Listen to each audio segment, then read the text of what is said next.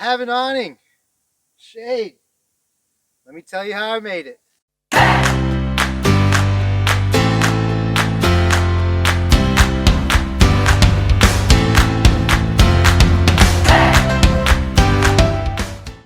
All right.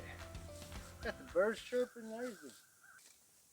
So guys, welcome back to the channel. If you're new here, I do DIY videos and I got an awning for you today. Walk you through the steps of how I made it, all the products.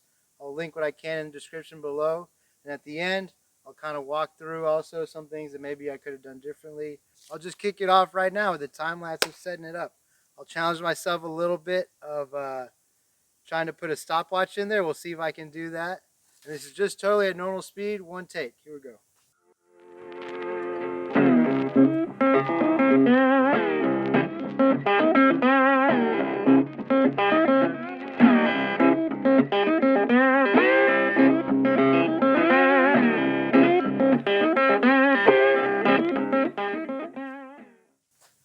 All right, so I'll go ahead and walk you through it. This was not my original design. I think originally it's from a guy named like Evil Dave on some forum, and that guy was super funny. But and then I shout out to Kat and Craig too. And yeah, I'll walk you through how I made it. It's actually pretty simple construction. Okay, so to start, this is 3/4 inch EMT conduit. It's an electrical section from Home Depot or whatever, your local home improvement store. Two of these. One here, and then this one here that runs all the way along. And one thing that's nice is you can still open all the doors and stuff like that. It's right above it. So the 1/2 inch just seemed a little bit too flimsy, so it's 3/4 inch conduit. I ended up using a 7-foot by 9-foot tarp, heavy duty. The one I liked was actually at Harbor Freight. It was one of the cheapest things in the whole build. And one thing to keep in mind, you can double check. A lot of them, the tarps are sold by original cut length.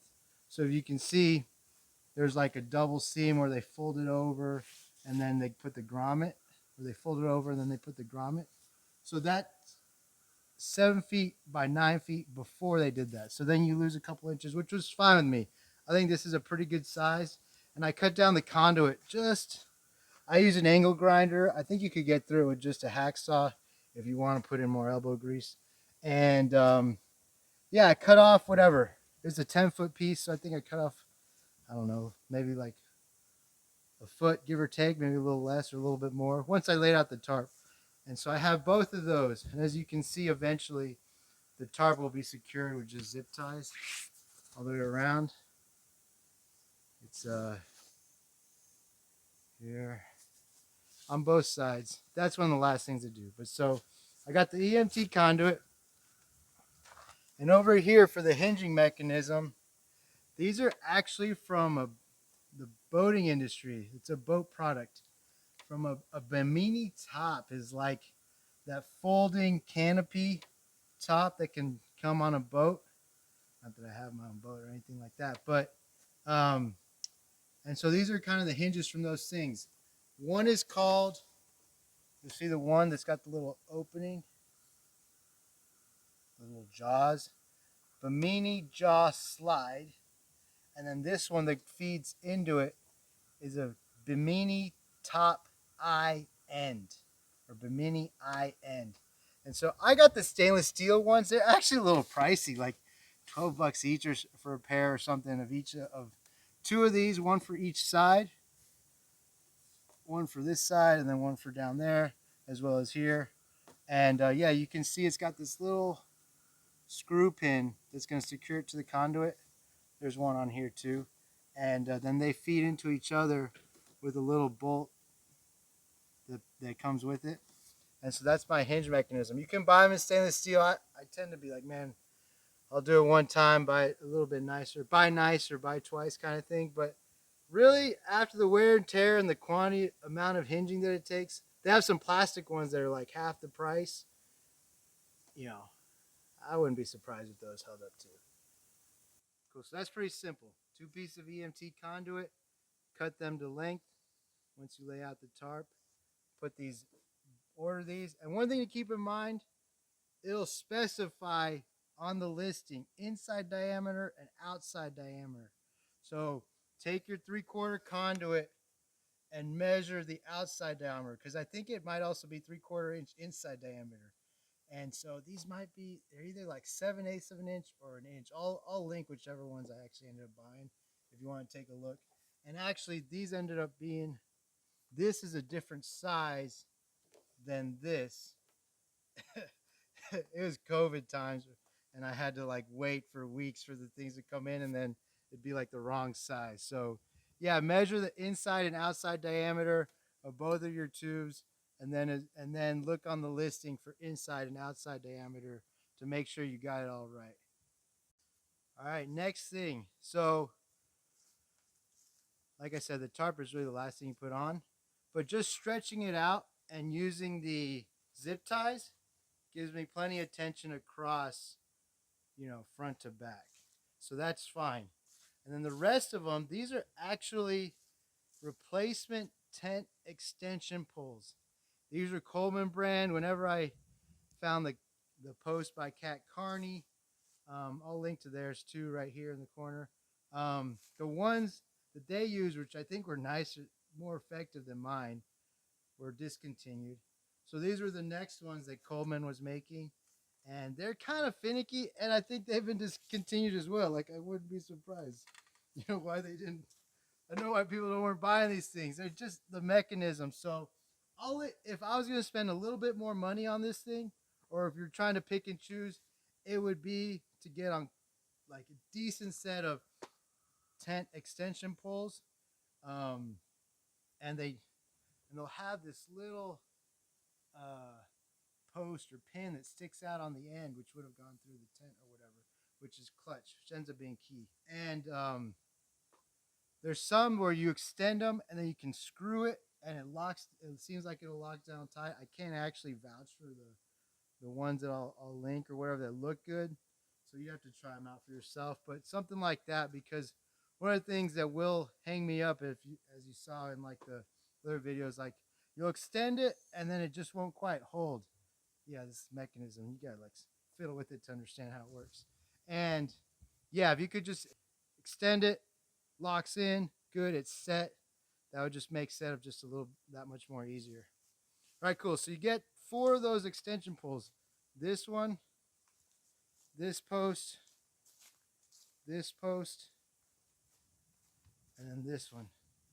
And so all of them have, like I said, a little post that sticks up. And all I had to do was drill a hole, as you can see, through the conduit.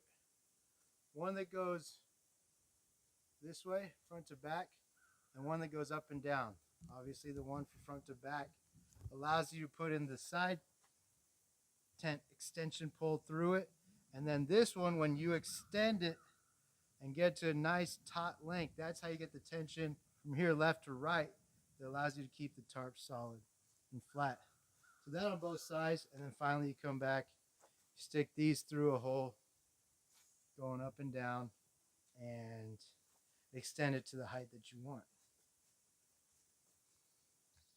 And as you'll see when I get into the tarp cover, this used to be an EMT condo. It just came out to the end where I cut it off. It rusted a little bit, but it really wasn't that bad. If you don't want to paint it, I think that'll last. What ended up happening, since I didn't sand it or anything like that, that's what would cut the awning cover. So this is the PVC cap that I'll talk about, how I ended up just, I think it's a 1-inch cap. Buy the best fitting one you can. I slathered in a bunch of JB Weld, and I drilled a hole through the PVC cap. If you plan better ahead of time, you could move both of these over, or whatever you want to do, that's fine. But so then once I drilled the hole, I lined it up with the JB Weld, even just about 30-45 seconds after putting it in there. There's just enough, it's not a perfectly snug fit, you might be able to see, but there's just enough hold to where I can line up the holes and just kind of set it there, and then wait a night, and then the next day it's fine. So yeah, I got one of those on both sides. All right, let me walk you through how I got this thing mounted. It's hard to get video, but as you can see, it's just secured with these hose clamps. You can get these for like $1.50 each at your local home improvement store. And don't be like me. Don't use a flathead screwdriver. Use a hex drive bit and a power drill, or like at least a flathead bit in a power drill, because otherwise it's super tedious. These straps came in a 6-pack. And I was like, is it strong enough? I was always worried about like, man, what's enough? What's not enough holding power? So I got them up there, and only the 4 are holding it to the rails. These last 2 are the part that's sticking off past the roof rails. Kind of similar to my pipe shower. Link up here in the corner if you want to watch how I made that. And it's been solid. I've had it up there for like 2 months. None of the clips. I'm shooting this ahead, out of order. And everything's like still like super like snug on there, which is nice. So yeah, like a 6-pack, I'll link to the exact ones I have. It's holding up close up there just fine, like pretty affordable.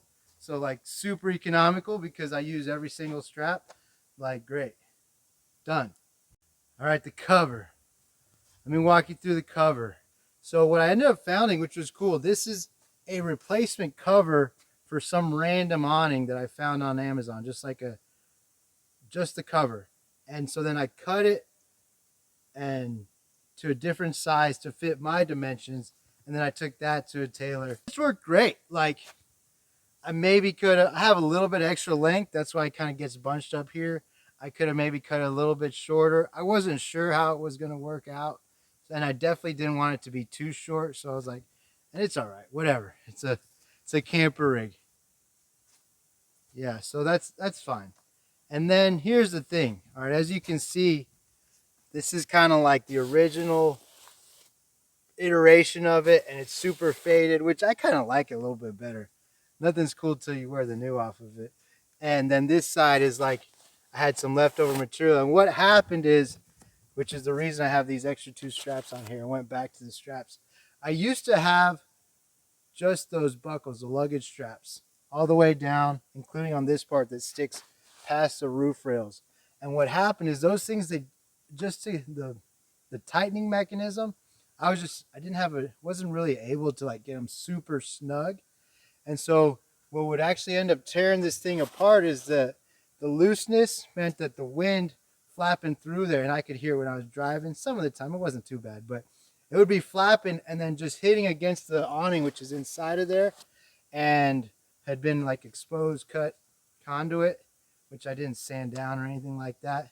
And so it had just kind of like eaten up at it, and then it started like coming back and all this kind of stuff. So I cut off a section, and then fortunately had some leftover material. These like make it really snug, and I have 2 of them beyond the point of where it last connects to the roof rails, and that keeps it super snug so the wind can't make it flap. Like it's just held in place instead of flapping around as much. And then on top of that, I bought a little PVC cap. I think it was the 1 inch or 1.5 inch, and inside of there I just used some JB Weld, put it on there. So, and then having the PVC cap right on the end, it's not exposed conduit anymore, and it doesn't tear up anything. This has been like a couple of months now, but yeah, if you make a cover, I definitely recommend doing something to find a way to kind of cover that or smooth it out or something, because that was with the wind combined with being abrasive against that is kind of what tore up the first section of cover. But otherwise, I thought it was a decent. I mean, they charged like $20 to sew it together, and I'll put the link in the description of the one I actually bought. It's cool. As far as like I took the time to build it, I was like, man, I'll put a cover on it, All right, so afterthoughts.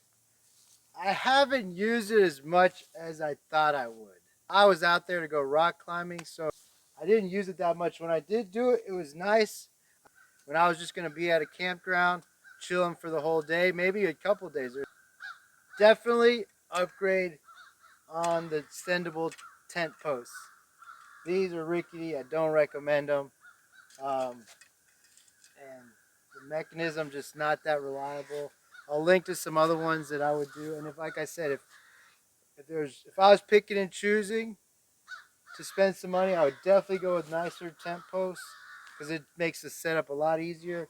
And then if I could save a little bit of money, I'd just go with the plastic Bimini jaw slides and Bimini top eye ends, the hinge mechanism. And I bought a big pack of zip ties, different sizes and lengths.